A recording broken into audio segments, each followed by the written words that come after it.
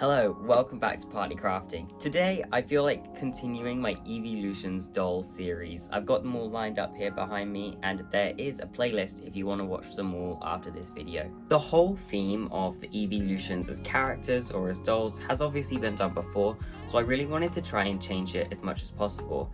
I definitely did this with my Jolteon doll. As a child with like yellow and spikes, I just kind of assumed a more male energy coming off of Jolteon. So I wanted to swap that up, and I made her a girl doll, and I made her like scene style, and I really enjoyed kind of twisting that vibe to give her a different energy and kind of split them up from the rest. So I wanted to do something similar for Espeon. Again, with very stereotypical roles of genders, I always assumed Espeon to have more of like a female energy because of the purple and the sleek, smooth silhouettes of the character. So I wanted to twist that up, and I started by designing this character for Espeon. I wanted a male doll with a kind of monk vibe inspired by Southeast Asian culture, and I designed this back in December 2023. So this is an old series for any of you. I've been planning this for ages. So after I had done my other dolls, I decided to draw up a proper sketch last month of what I want him to look like properly, and I got very close to this in the final doll, so I'm really proud of myself in that sense.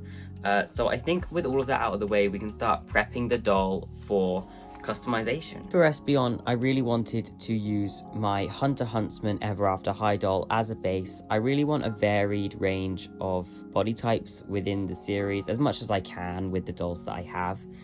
So I thought that Ever After High would work well for this, as they're much more kind of muscular and stocky compared to the tall and thin Monster High dolls. After removing the face with 100% acetone, I can start removing his hair. He's got an undercut hairstyle, which is a little bit more difficult to remove, but it's not too big of an issue. I just cut the top of their hair with scissors, or a stitch unpicker works well, but I lost mine. And then you use 100% acetone again to remove the flocking on the sides and back of his head. This does take a while, and then once you're done, the flocking is everywhere, so you've got to clean up, and then you've got to wipe his face again.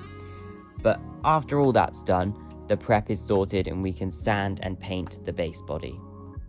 As always for recoloring custom dolls, I will use watered down acrylic paint over the face, and then I will usually use a bit more thicker layers on the body because the hard plastic takes the paint better than the vinyl heads. Whenever you're mixing acrylic paints, make sure to mix them 2 shades lighter. This is something I learned when I was doing my GCSEs, that acrylics always dry 2 shades darker. So especially when working with light shades like this lilac, it was really important to me that I used the right shade. So do some tests before is what I would say. I did a lot of tests with this color before I actually got it on the doll. So to start off the body mods, I made the ears out of floristry wire and hot glue. I used quite a bit of hot glue for the body mods in this one because I wanted to keep them as lightweight as possible, and it works really well to fill in areas where clay may be a bit too heavy. After this, I can spray the face and body with 2 layers of Mr. Super Clear UV Cut Flat. Make sure you wear a mask and go outside when you do this. For me, on my custom dolls, I never really understood body blushing. I could never really get the colors to pick up properly, which was really annoying, and I never really saw much of a benefit to the effect, so I just chose to leave it. But for this doll, I knew it would be important because he does have like a major part of his chest out and his arms as well, so I didn't want him to look too flat and like plasticky. Thankfully, around this time, I won a giveaway on Instagram for a doll by Histoire de Poupée, I think is how you pronounce it, and she made a Tinkerbell from the 1930s inspired costuming. It's brilliant, and that doll is body blushed really nicely, so it really helped me kind of learn how to do this by looking at her work. So thank you very much to Histoire de Poupée, and go and follow her on Instagram. Okay, so now for the face up. I've already started the base layer with Arteza Ward's color pencils. I chose to go with the exact same style as my Sylveon and Leafeon, where I do the white irises and the coloured scaleras, which is what the actual Pokemon have, and I think it gives them a much more kind of ethereal, magical vibe. And here on camera I am just filling it in with more watercolor pencils and acrylic paints to build up that opacity and depth.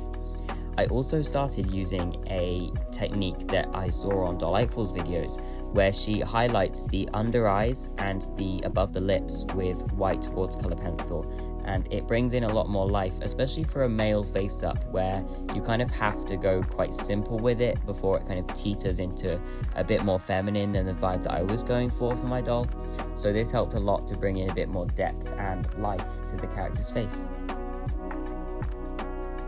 Okay, so I would just like to take this opportunity to apologize for the last clip. This one's a bit better, but it's still not great. I've just found my old tripod that I use to film my face-ups. So the next couple videos, I've already made a couple dolls that I'm waiting to post. The next couple videos have some really decent, like good footage of face-ups, and some of my other videos do too, but I was trying to do like an over-the-shoulder thing with my big tripod and it just wasn't working. So I apologize for that, and you're going to have to give me some grace. But, you know, I really like this face up. I ended up putting a metallic circle on his forehead, which I later add a resin gem to make it 3D. But this was just like the base, and it looks really nice. So if you want to make a gem like this, maybe if you're making your own Espeon doll, I'm using some cherry red alcohol inks, some red metallic mica powders, and some hemisphere molds that I found all on Amazon for decently cheap. And I'm using UV resin.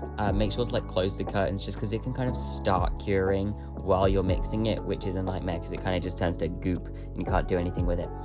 But I just poured that into the hemisphere molds and waited for them to cure under the nail lamp, and they worked really well. They were a bit like gooey in the middle because I don't think the UV could get through to the middle of the gem because of all the mica powder and alcohol inks. So I did end up mixing up a couple different ones with like different ratios, and I picked the one that I liked the most and just stuck it on his forehead with some OOAK glue. Here's just a little close-up of the face up with the gem on. I really like how it looks, and now we can move on to making the tail. So for the tail, as you can see, there's already one next to it, which is actually the one that I made originally out of floristry wire, but I changed it to a thicker gauge wire to make it more posable. So the way that I made this was that I twisted some thick gauge wire around itself to make it stronger, and then that just made the base of the tail, and after that I just coated it in hot glue. I chose hot glue for three main reasons. It's cheap, flexible, and really lightweight, so I knew that I would be able to pose the tail really well without any worry, and because I'm covering it with yarn, I don't really mind about the smoothness of it. So as I said just then, the tail and ears are going to be coated in a layer of flocking, which if you don't know, flocking is just a bunch of really small fibers, and you can make it at home by just cutting up yarn. I find that it works better with yarn that's already been brushed out, but you can do it with normal yarn, it doesn't matter really. But then I coated the area that I want to glue the flocking to with PVA glue, and then I just stick the flocking on and squeeze it down as compact as you can because that will give you a smoother surface, and this ended up working really well on the ears in particular. And then you can build as many layers as you need to cover up the base, which for me was the hot glue, and I think it works really well. It's the same technique that Monster High and Ever After High uses for shaved heads, and there's no point showing you the whole thing again, but these are the yarns that I used for the inside of the ears because I wanted that like dark blue. Now it's time for the hair. As always, we're doing a yarn hairstyle this time. I think it works well for this type of long, glamorous hair. If you think of like Legolas from Lord of the Rings, that's the type of mystical elven vibe that I was going for this character. So I started by gluing on the wefts backwards, so facing forwards, but they're going to be going back. So that just means that it creates a bit more of a natural hairline. Instead of having like, you know, just all the glue bits stuck to the forehead, I think it looks better to have it folded back. So that's what I did, and I chose a blend of the purple that I used for flocking on all of the body mods, and also like this more pinky purpley shade, which I think works really well to break up the color scheme a little bit. So after completing that task, I decided that I wanted to reroot just the front of the hairline, just to give it a bit more of a realistic look and a little bit more professional, because it looked a little bit like messy having all the hair pulled back and it was glued in different spots. So I thought that rerooting would be the best option just for the front, and my cat decided to help me this time, so that was very cute. And now it is time for styling their hair. I'm really enjoying styling their hair lately. Since doing Sylveon, I feel like I can pretty much do anything because that hairstyle was insane. Go watch that video, guys. I'm still obsessed with her, like, beehive. Anyway, so I decided to have a pulled back hairstyle, just kind of a very flowy, like not too much going on, but I definitely wanted some braids in there. So I did put one braid in the front and two braids at the base of the ears that actually loop around his ears to the back, where I've put a kind of half up, half down bun. If you think like Katara from Avatar, that type of vibe. And then I just kind of knotted off the bun with some red embroidery floss and made a little tassel. To make these tassels, you just wrap a bunch of like thread, just sewing thread around a bunch of times, and then tie it off with more thread at one side, and then cut it at the other side, and it makes this really nice fringe tassel, and it looks very nice. And I just attached that, and I liked it a lot because I know that red is the color of celebration in a lot of Asian cultures, so I thought that would be a little nice nod, and it also brings in the red from his forehead dot.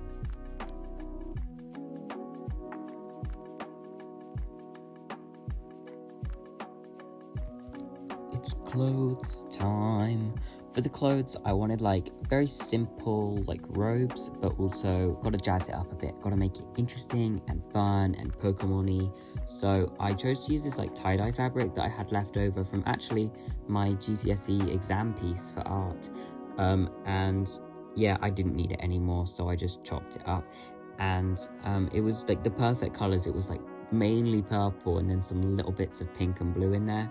So it worked really nice. I just ironed that out with my little mini iron and cut out the pattern that I needed. I had already drafted a pattern out of some blue cotton, and it worked really well. So I know that the shape for this robe is like really strange. That's because I actually did it by pattern drafting, by draping on the doll. So I actually just created the shape that I wanted out of fabric on the doll and then cut the fabric that way so that I could get the perfect shape that I wanted.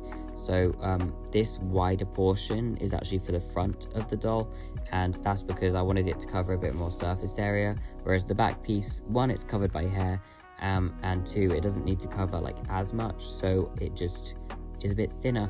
And I gathered it in the middle and both ends, and it worked really well and kind of folded up nicely to look how it does on a real person.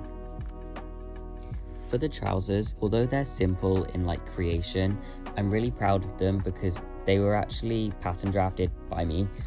So I took the original pattern by Delightful for Ever After High boy trousers, and then I edited them to make them baggy and wide. This is actually for another doll that is coming very soon, so keep an eye out for that.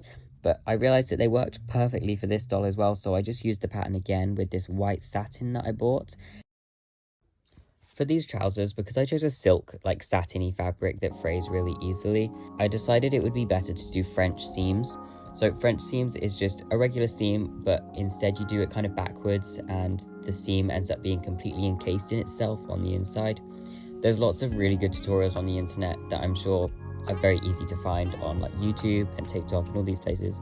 So I'm not going to explain it in too much depth because it will take me a while, but just so you know, it's great for fabrics that fray and sheer fabrics like organza and satin.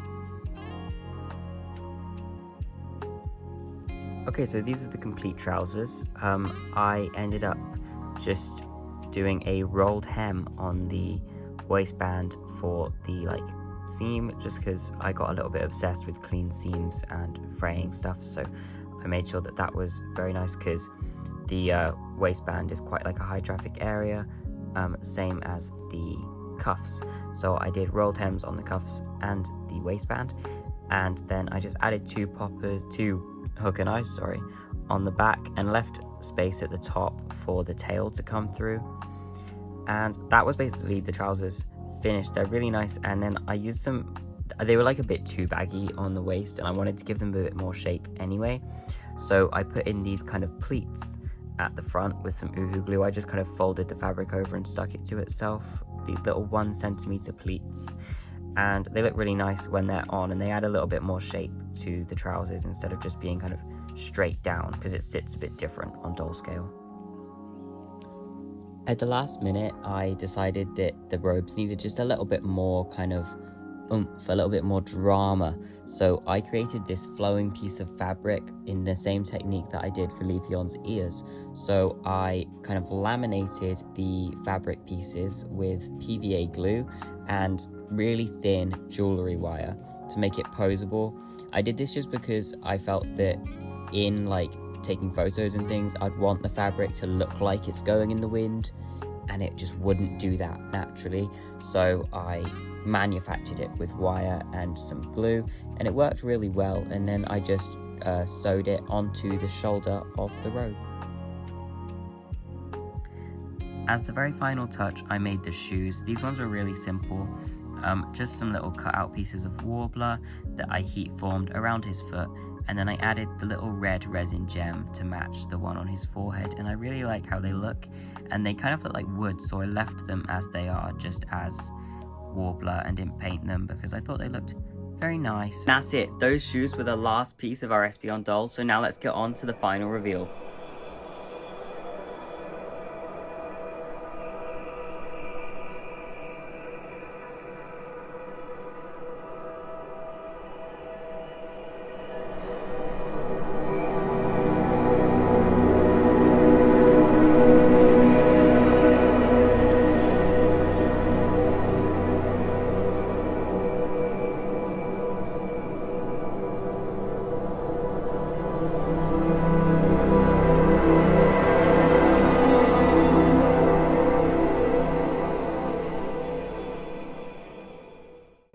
Thank you guys so much for watching this video. I really hope that you like him as much as I do. And if you liked this video, please consider giving it a like, subscribing, and turning on the notifications so you never miss another video. I've got some really good projects coming up. I've got 3 dolls in the works currently, so I hope you stick around to see what I've got coming up next.